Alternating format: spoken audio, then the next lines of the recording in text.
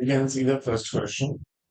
The weight of a 60 kg person, if he gets 10 raised to the 5 calories of heat through food and efficiency is 28%, how much height can he climb? 10 raised to the 5 calories. यहाँ पे C small दी है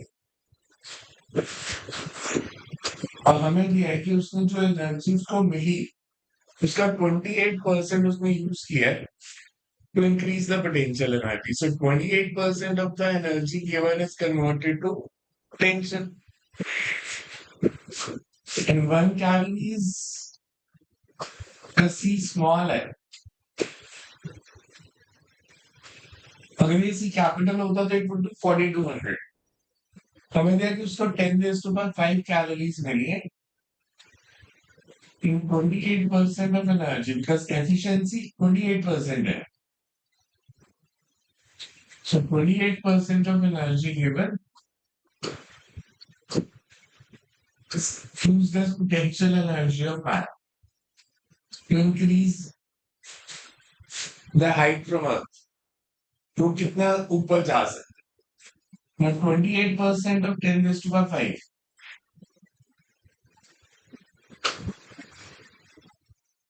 calories है तो इसको joules में change कर लो. This much is the energy given in joules and this is used to increase potential energy of 60 kg man. mgh इसके लिए formula यूज किया 28% of E is equals to mgh. So यहाँ से h की value निकालेंगे.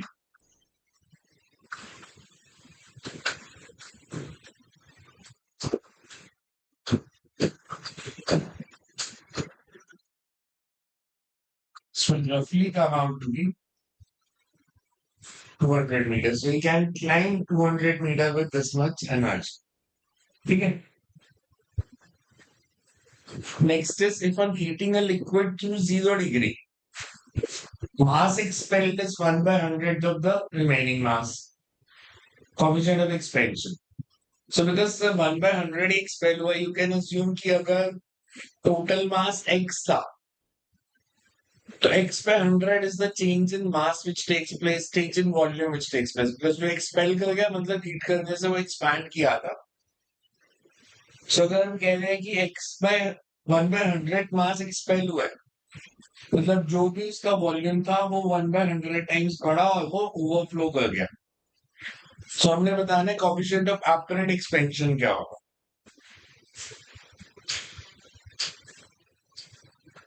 Normally हमारे पास ये formula होता है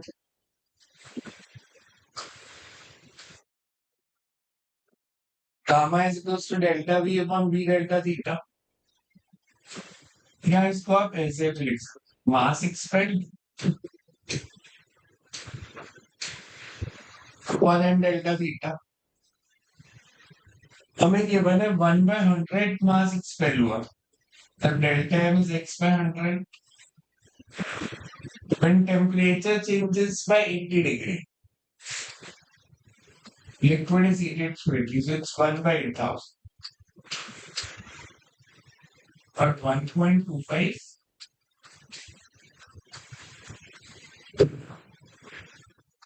per degree Celsius. Now this is the apparent expansion coefficient.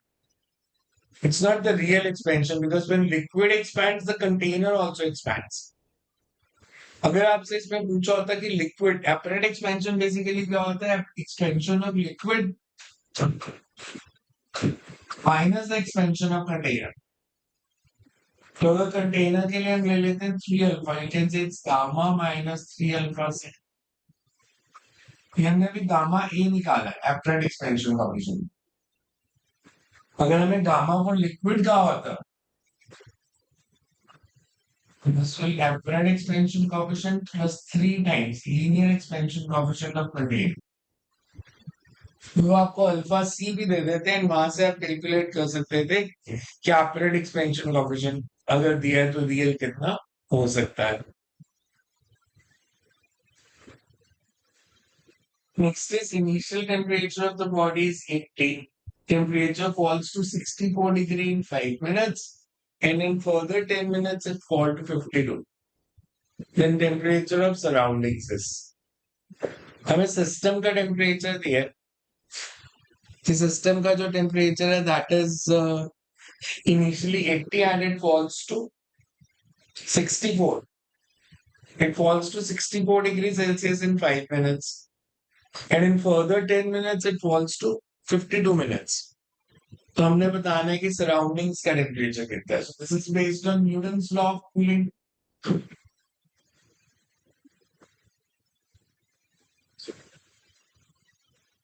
और न्यूटन लॉ ऑफ कूलिंग का जो फॉर्मूला था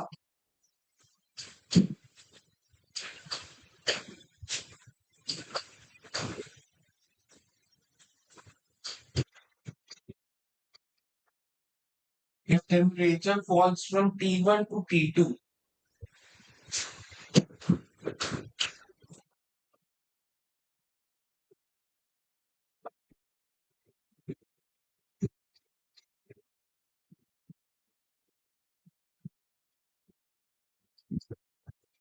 in time T, हम फॉर्मूला कैसे लिखते थे कि rate of cooling is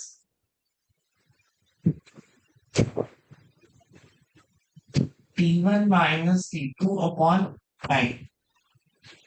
This is the rate at which temperature falls. System का टेम्परेचर देते थे एवरेज टेम्परेचर तो चेंज कर रहा है एंड सराउंडिंग्स का टेम्परेचर टी नॉट. अब हमें क्वेश्चन में क्या गिवन था पहले दिया है कि temperature falls from 80 to 64. Time को मिनट्स में रहने दो बस रेशियो लेंगे तो वो सॉल्व हो जाएगा.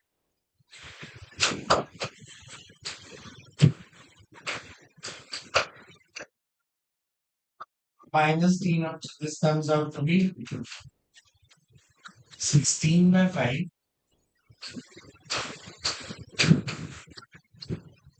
$72 minus t naught. Fill it falls from 64 to 52 in 10 minutes. 64 minus 52 by 10.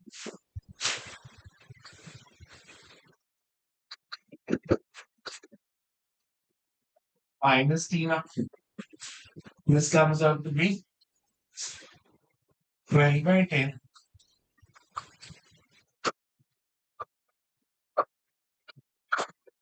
So Newton's law of cooling से हमारे पास ये दो इक्वेशंस आ गई. अगर हम इनकी रेशियो ले तो you can find the value of T naught dividing 1 by 2.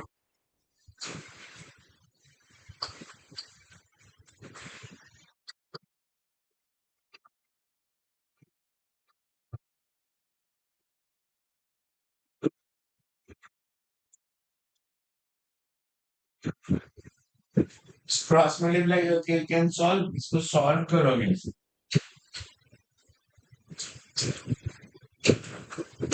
you get T naught approximately 49 degrees Celsius. So ये फॉर्मूला याद रखना है आप.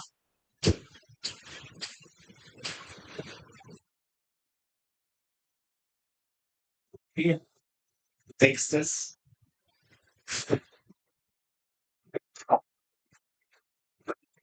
Boiling of water is boiling water is changing into steam at this stage. The specific heat of water. तो अगर हम water को boil कर रहे हैं तो boiling water is changing into steam. तो specific heat कितनी होगी boiling process में when the liquid is being boiled.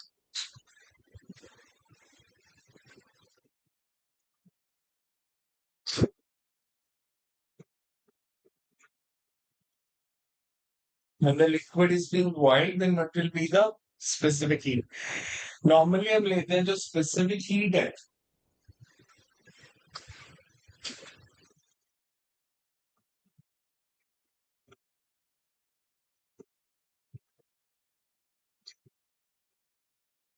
Q is equals to MC delta theta.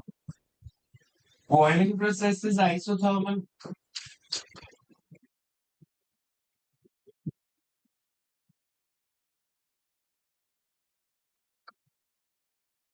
Its temperature remains constant. By C is equals to. So whenever change of state takes place, the process is isothermal and specific heat will be infinite. But अगर कोई adiabatic process होगा,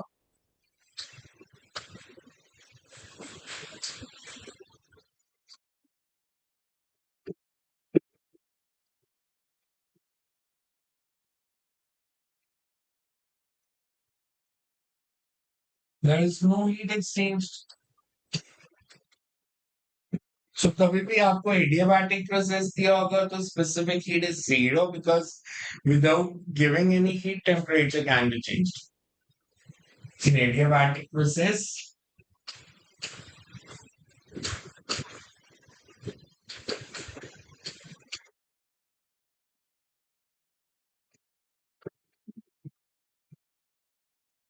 without giving heat,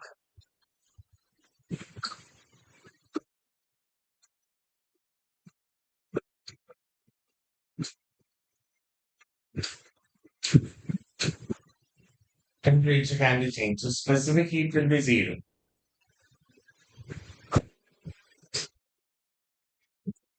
Next time, there are two rods of same dimensions are arranged as shown in figure. Their thermal conductivity is K1, K2, and K3. T and Q are maintained at different temperatures. वैसे हमारे पास एक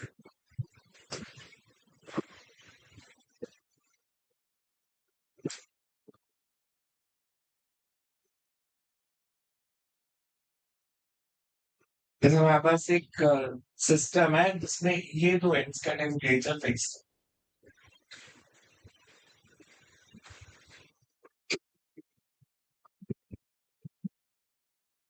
इसकी thermal conductivity K1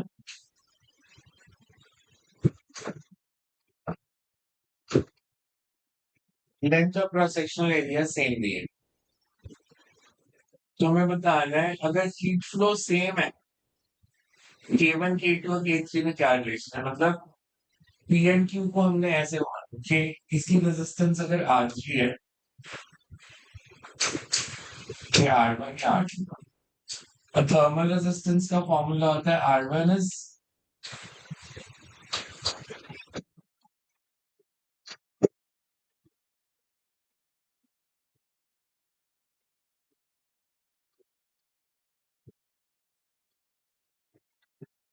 L/K3 है अब ऐसे समझो इसे हमारे पास ये दो पॉइंट्स है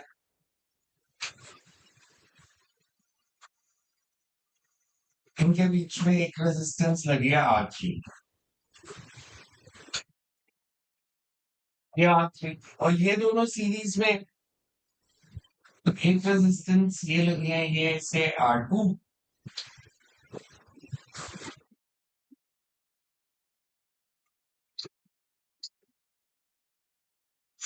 हमें तो जितनी हीट इधर से फ्लो की है उतनी हीट यहाँ से फ्लो की है तो हीट फ्लो होगी कितनी heat flow is temperature difference upon resistance तो अगर मैं पूछूं PQ से कितनी हीट फ्लो की वही PRQ से की इसकी रेजिस्टेंस R3 है ये दोनों सीरीज में this is R1 plus R2 तो heat flow is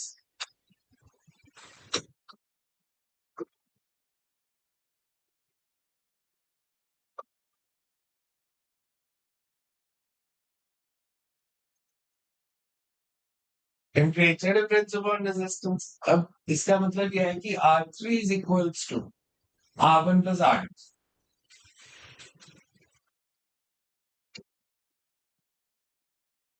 R3 is L upon K3A R1 is L upon K1A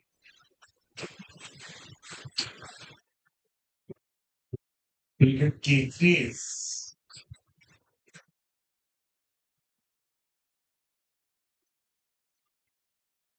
K1 K2 1 K1 plus K2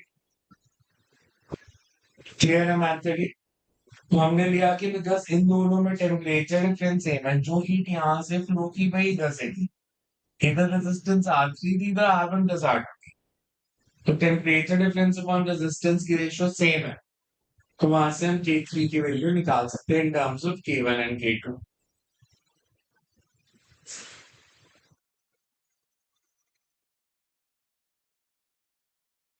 Next is you have a slab which consists of two parallel layers of material of same thickness having thermal conductivity K1 and K2।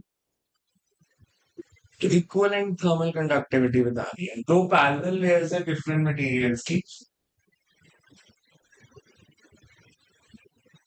से ये material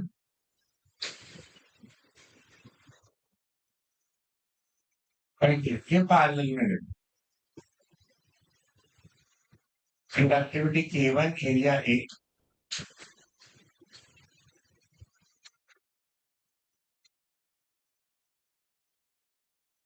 है। इसका जो equivalent conductor बनेगा it will be of this form, conductivity K और area 2 को ये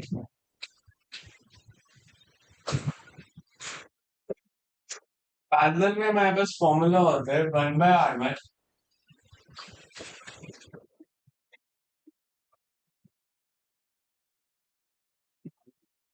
1/R1 means 1 upon K1 A plus,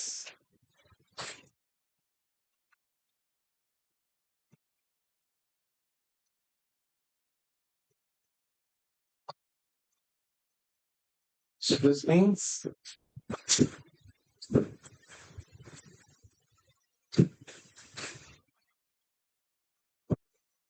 K is K1 plus K2 by 2।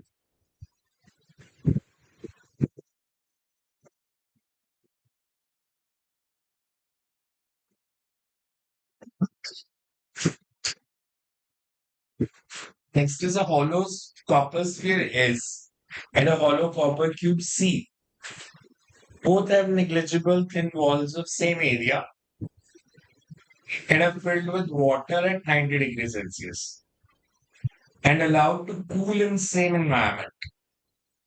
हमें एरिया सेम दिया है, एक कॉपर का क्यूब है, एक स्फीयर है, दोनों में हमने लिक्विड फिल किया 90 डिग्री पे, तो हमने रेट ऑफ कूलिंग बताना है कि रेट ऑफ कूलिंग किसमें ज्यादा होगा। Rate of cooling is,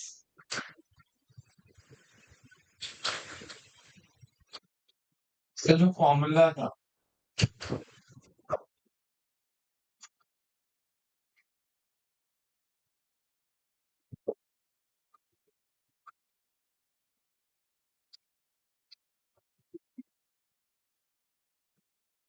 Stephen's law से आया, तो हमें दिया एरिया सेम है, टेम्परेचर सेम है, that means rate of cooling is inversely proportional to mass।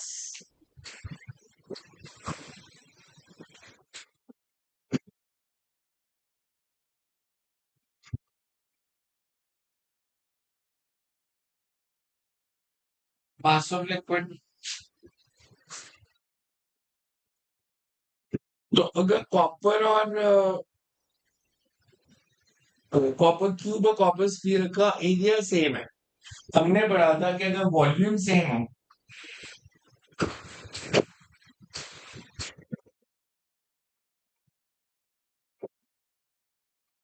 Sphere is minimum surface area.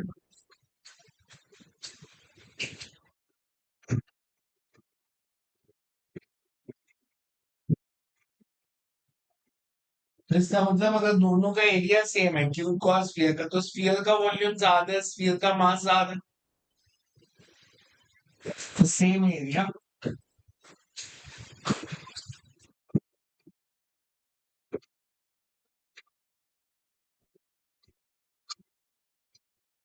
means rate of cooling of sphere is less than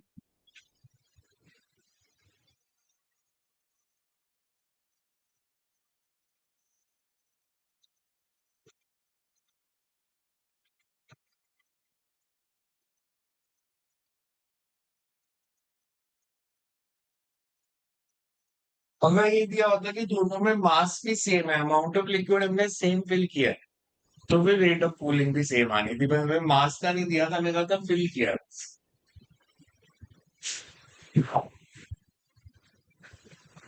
The solid copper sphere of radius r at initial temperature 200 is inside a chamber whose walls are at zero. तो surroundings का temperature zero दिया, system का 100 दिए, 200।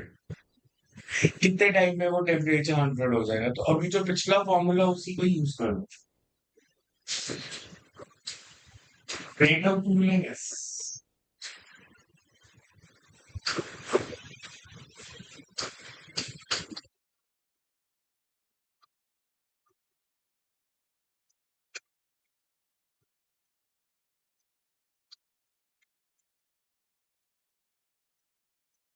हमें यहाँ पे given किया, rate of cooling is basically T1 minus T2 upon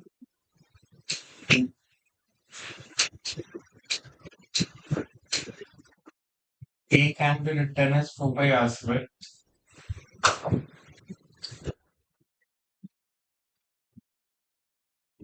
Mass is 4 by 3 pi r cube, rho volume into density. In the specific heat,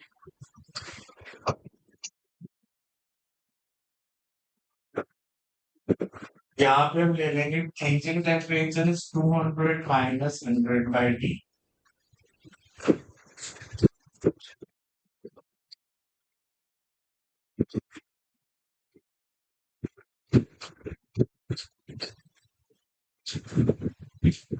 So solve कर दिया तो we'll get this is answer. Microsecond में answer आ जाएगा।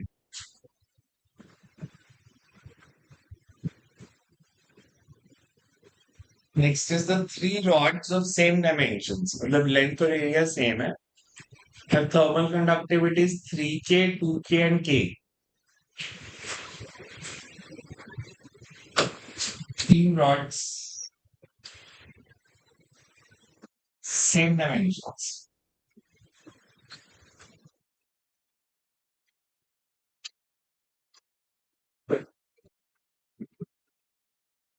अब junction का temperature बता।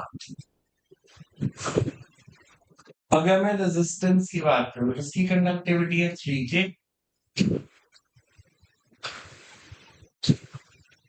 तो first की रेजिस्टेंस कितनी हो जाएगी?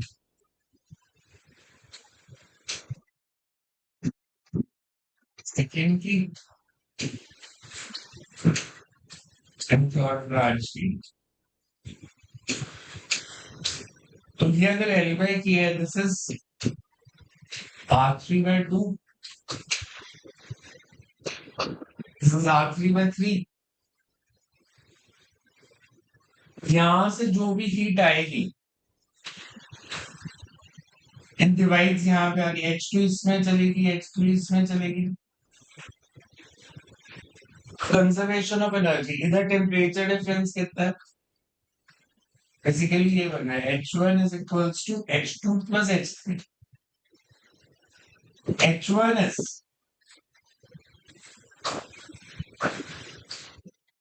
temperature difference upon resistance R3/3. ये टेम्परेचर डिफरेंस कितना है? Theta minus 50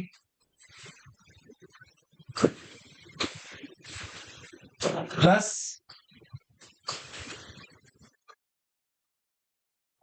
theta minus 20/R3. So you get R3 cancel हो जाएगा,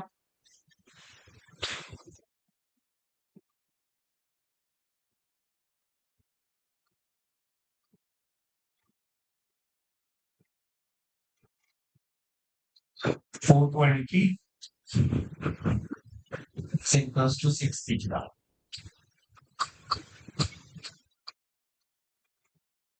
The temperature of junction would be 70 degrees Celsius.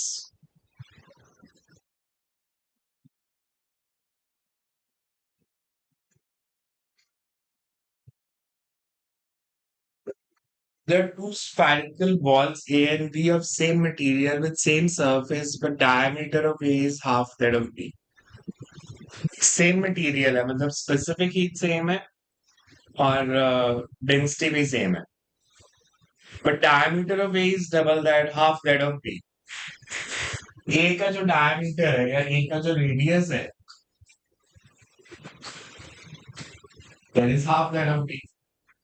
तो rate of cooling बताना है किसमें ज्यादा हो.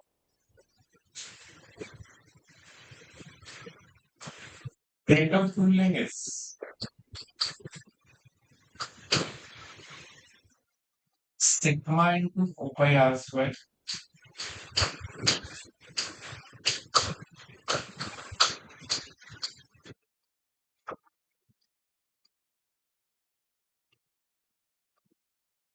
सारे वेक्टर सेम दिए हैं except r. The rate of cooling is inversely proportional to r. बस ये r square है, r cube है. A का अगर रेडियस हाफ है B से, गाइस जो A की कूलिंग है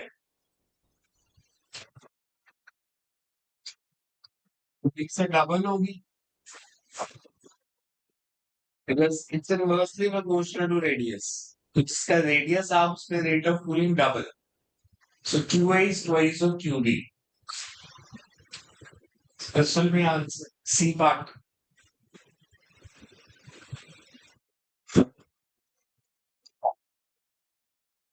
The maximum energy in thermal radiation from a source occurs at a wavelength of 4000 angstrom. Effective temperature of the source. हमने जो ब्लैक बॉडी रेडिएशंस का ग्राफ पढ़ा था,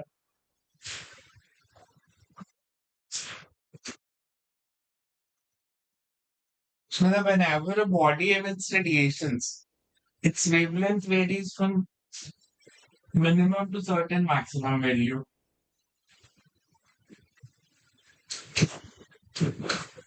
और एक पर्टिकुलर वेवलेंथ के फोटॉन सबसे ज्यादा है. Wavelength is lambda 1. It was found कि अगर हम टेम्परेचर बढ़ाएं, the wavelength for which maximum number of photons emitted, that wavelength decreases. तो वो ग्राफ ऐसे बना था.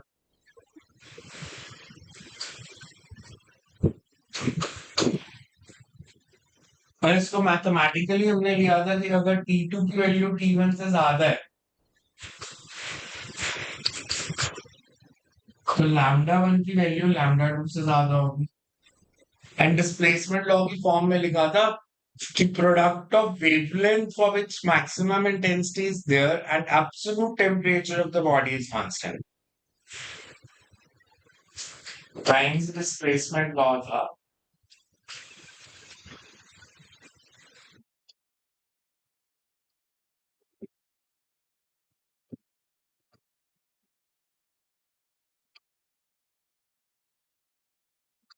और इस कांस्टेंट की वैल्यू थी 2.93.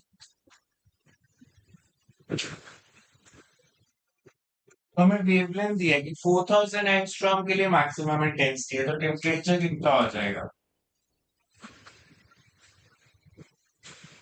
डी बाय लैम्डा है.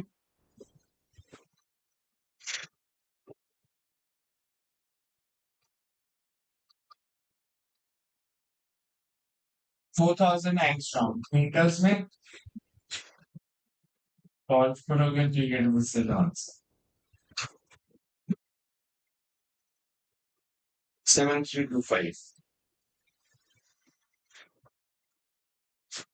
ये तो डिस्प्लेसमेंट लॉ लगाया हमने.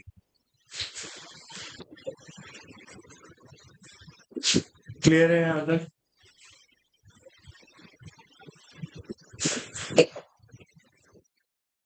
Next is an experimenter takes 10 minutes to raise the temperature of certain mass from 0 to 100 and another 55 minutes to convert it into steam by stabilized heater.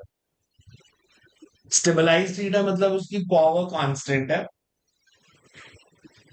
Energy supplied by heater अगर मैं आपसे पूछूं क्या हो.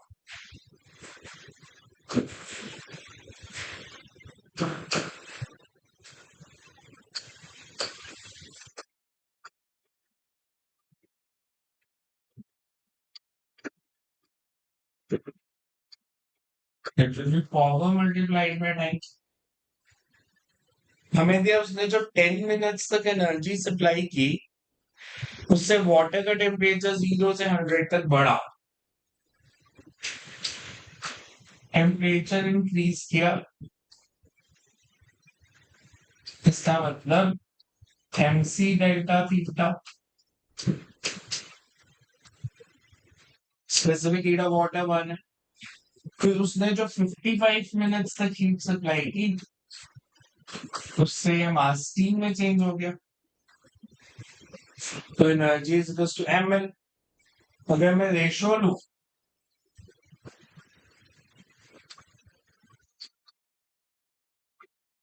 Dividing 2/1,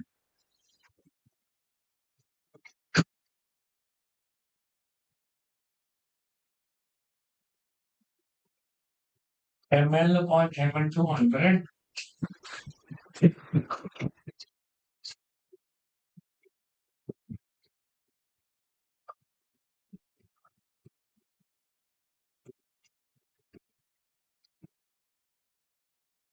it's 550 calories per gram।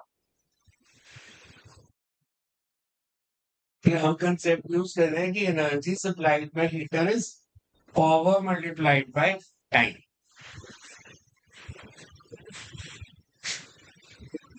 The energy emitted per second by a black body is at 27 degree Celsius is 10 joules। कि अगर temperature 27 है तो एनर्जी एमिटेड 10 जूल्स है। अगर टेम्परेचर 327 हो तो अब अगर हम कैल्विन में देखें तो इनिशियल टेम्परेचर कितना है 27, कैल्विन में हो जाएगा ये 300,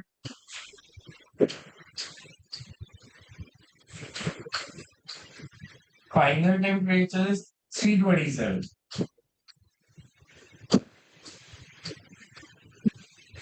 600 कैल्विन। मतलब हमने टेम्परेचर को डबल कर दिया। Stefan's law, E proportional to T raised to the 4, the E2 is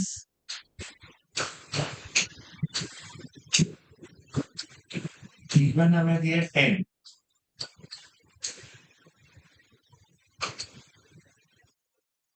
so अगर पहले 10 joules एनर्जी एमिट हो रही है, now it will be 160 joules, because अगर हम टेम्परेचर को डबल करेंगे तो energy emitted become 16 times more। Temperature of hot and cold end of a body are given as 120 center of the rod। इसमें वैसे तो फॉर्मूला होता है, आप सीधा भी याद रख सकते हो, बट अगर इस centre temperature let it be theta 1, centre of rod, formula होता है थीटा एस, सेंटर का टेम्परेचर बताना है। तो इस केस में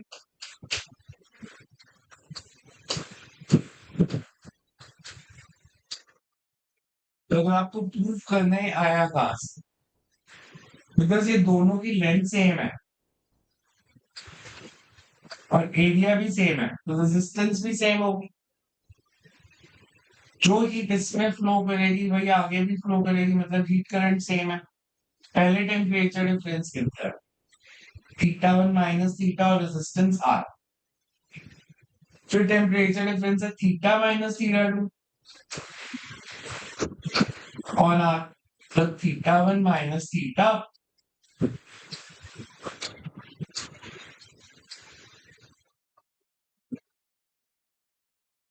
तो कभी भी रॉड के मिड पॉइंट का टेम्परेचर बताना है तो it's theta 1 plus theta 2/2।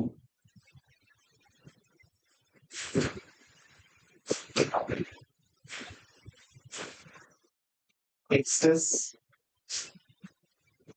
the hot liquid is filled in a container kept in a room at a temperature of 25 degrees Celsius.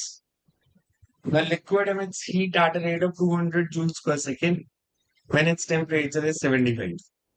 And when temperature is 40, rate of heat loss. Okay, rate of heat loss is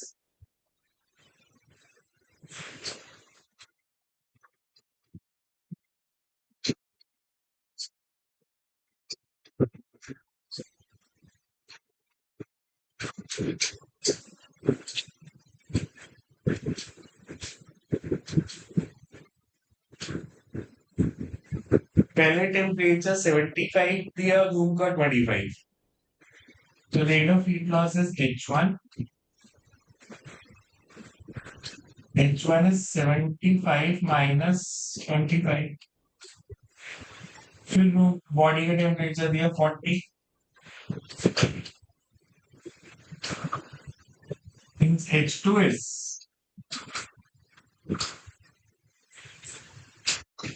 H1 हमें दिया 200.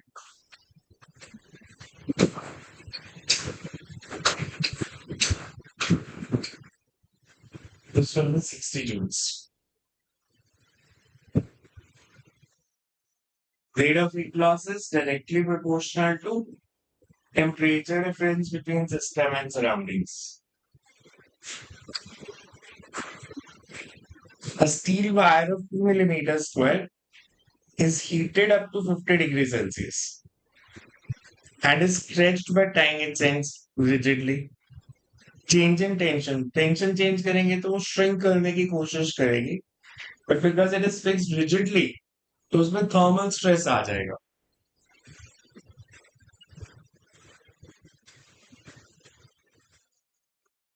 Thermal stress का formula था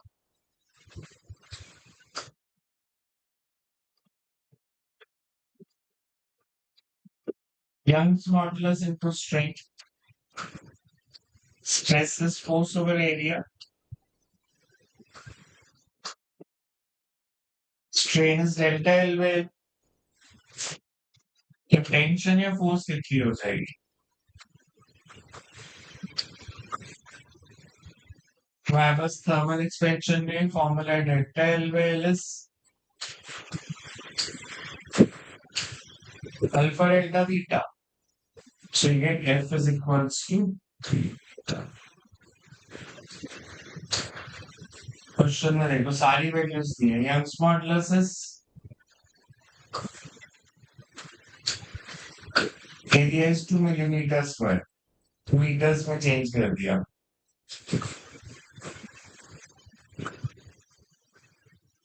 The temperature changes from 50 to 30. So change in temperature is 20. I cancel.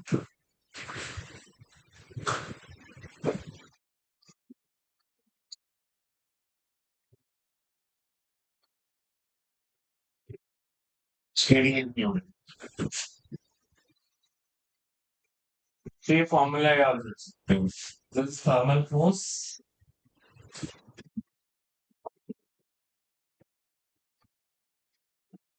और अगर कहीं पे thermal stress पूछे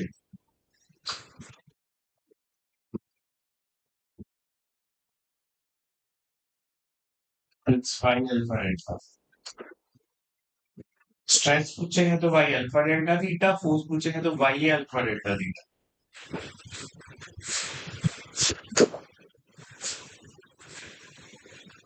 Original temperature of a body is 727. 727 is 1000 Kelvin. Temperature at which black body must be raised to double the radiant energy. मतलब energy emitted becomes double. Stephen's law is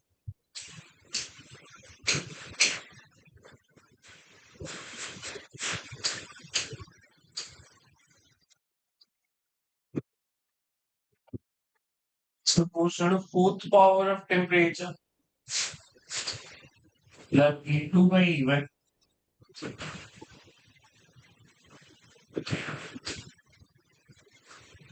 This T2 by T1 raised to power 4. हमें दिया radiant energy is doubled. So E2 is twice of E1. And T1 is 1000. T2 turns out to be solve for it. This 1190 Kelvin.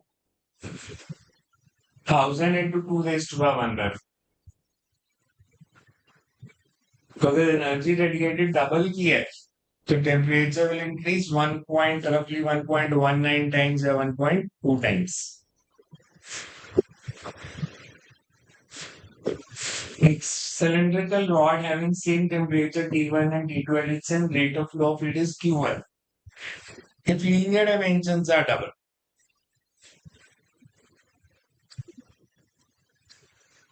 Resistance time formula.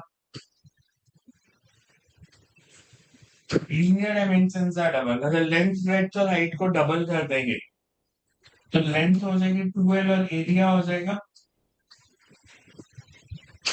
4A अगर सारी dimensions double कर देंगे तो this is initial resistance अगर R है तो it becomes R/2 अब हमें दिया टेम्परेचर डिफरेंस सेम है अगर टेम्परेचर डिफरेंस सेम है अगर हम रेजिस्टेंस को हाफ करेंगे तो rate of heat flow double हो जाएगा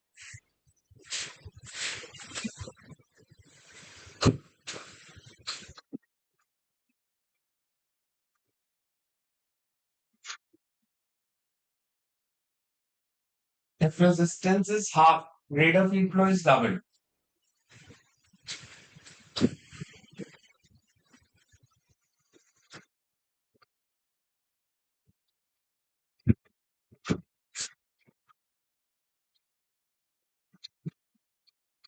given temperature difference. So Q2 is twice of Q1. Rate of heat flow जो है वो डबल हो जाएगा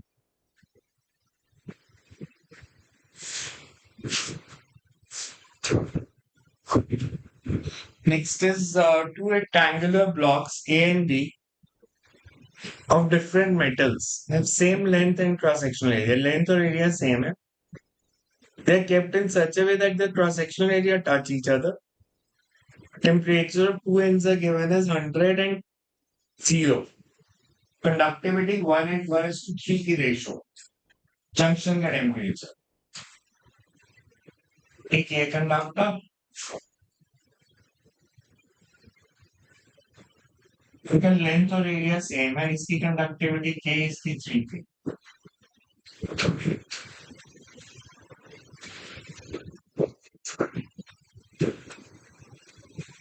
हीट फ्लो दोनों में सेम होगी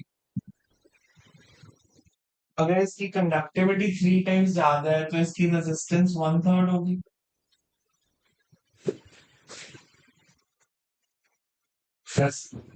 R is L/K दूसरे की L/3K अब rate of heat flow same है फर्स्ट के across temperature difference 100 minus theta second के अक्रॉस थीटा माइनस 0 का 300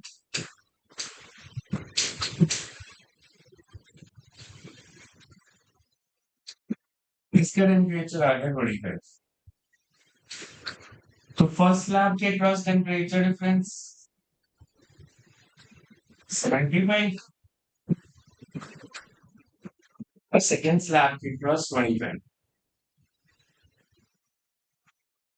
क्लियर है आप इसको सिंपल भी सोच सकते हैं जिसकी रेजिस्टेंस 3 टाइम्स ज्यादा होगी उसका टेम्परेचर डिफरेंस भी 3 टाइम्स ज्यादा होगा तो हीट सेम फ्लो करेगी because heat flow is temperature difference upon resistance. The volume of metal sphere increases by 0.24% when temperature is raised by 40. Linear expansion laws. Linear expansion laws. Volume expansion coefficient by 3. अब gamma का formula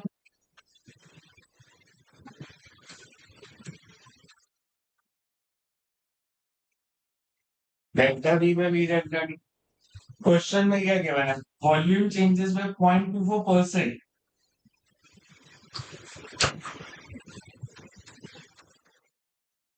when temperature changes by 40 degrees Celsius. Values इधर substitute कर देते हैं alpha is 1/3 Delta V by V is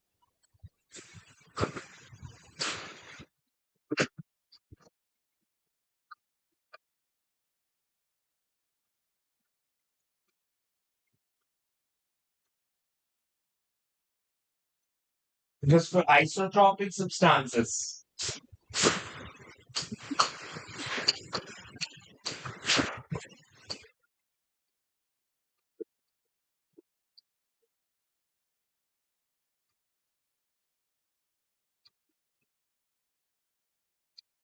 Anisotropic होते हैं तो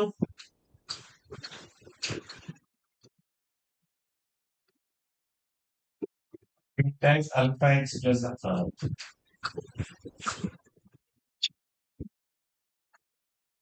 तो पहले gamma gamma by 3 is alpha. तो अल्फा पूछा था हमारे piece of glass is heated to high temperature and allowed to cool if it cracks. Glass को हीट अप करते हैं तो क्रैक क्यों कर जाता है? फर्स्ट हम लेते हैं glass is form thick glass जो होते हैं it's form in the layers. तो जब आप उसके अंदर कुछ गर्म चीज डालोगे उसकी इनर लेयर एक्सपैंड कर जाएंगे बट वो हीट क्योंकि कंडक्ट नहीं कर रहा तो बाहर वाली लेयर का टेम्परेचर नहीं बढ़ेगा. So when inner layer tries to expand and outer layer is at normal temperature, the glass cracks. तो answer is low thermal conductivity. कि ग्लास की थर्मल कंडक्टिविटी कम होती है तो वो हीट ट्रांसफर नहीं करता इनर लेयर से आउटर लेयर तक. इनर लेयर एक्सपैंड करके आउटर नहीं एक्सपैंड की तो वो क्रैक कर जाएगा. So what is the answer? Next is two ends of rod wrapped in cotton are maintained at different temperatures. After some time, every point on the rod attains a constant temperature. Then steady state achieve कर लेती है rod. Steady state का मतलब है कि अगर मैं rod का एक पोर्शन लेता हूँ से इससे इनका टेम्परेचर T1 फिर ऐसे हीट फ्लो कर रही है. अगर मैंने इसमें एक छोटा सा पार्ट कंसीडर किया जितनी हीट इसने रिसीव की अगर उतनी आगे लीव कर दी इस छोटे से पार्ट ने ना तो हीट रिसीव की ना इसने लूज की तो इसका टेम्परेचर कांस्टेंट हो जाएगा. तो steady state is this condition. Each point on a rod is giving heat to its neighbor at the same rate at which it is receiving it. कि जिस रेट से हीट मिल रही थी उसी रेट से उसने हीट को लूज कर दिया इसलिए उसका टेम्परेचर कांस्टेंट रहता है. In radiation spectrum from furnace of 2600 Kelvin has maximum intensity at 12,000 angstrom. For a star with maximum intensity at 5,000 angstrom temperatures, displacement law is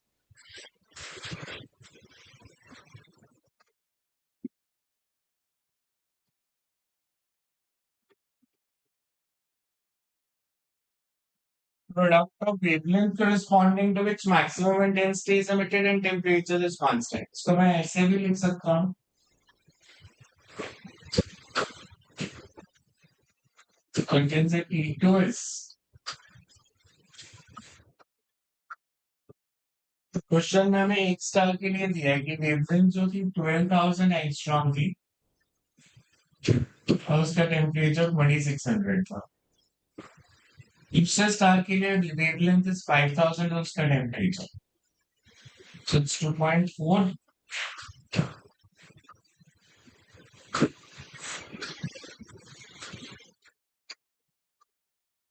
It comes out to be 6240 Kelvin.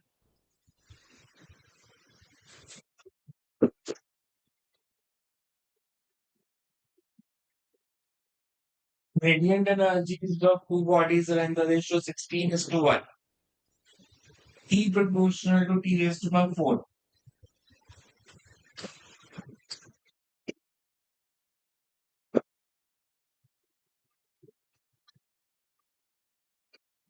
That means E1 by E2 is here में दिया 16:1. एक body का temperature दिया 1000. is to 1.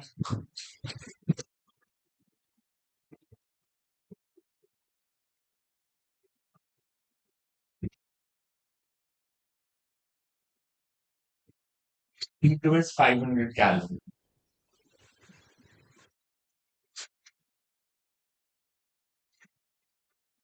Ball has a concentric spherical cavity within it. If the ball is heated, volume of cavity. So अगर ball expand करेगी तो cavity भी expand करती है. तो मेरे पास ये बॉल है. अगर टेम्परेचर बढ़ाओगे तो cavity also bodies expand outwards तो कैविटी भी एक्सपैंड करेगी. So volume of cavity is going to increase. And the cavities expand in the same way as they are made of the same metal. मतलब अगर copper का sphere है तो cavity भी ऐसे एक्सपैंड करेगी जैसे वो भी कॉपर की बनी है. तो एक्सपेंशन इज सेम इसमें भी.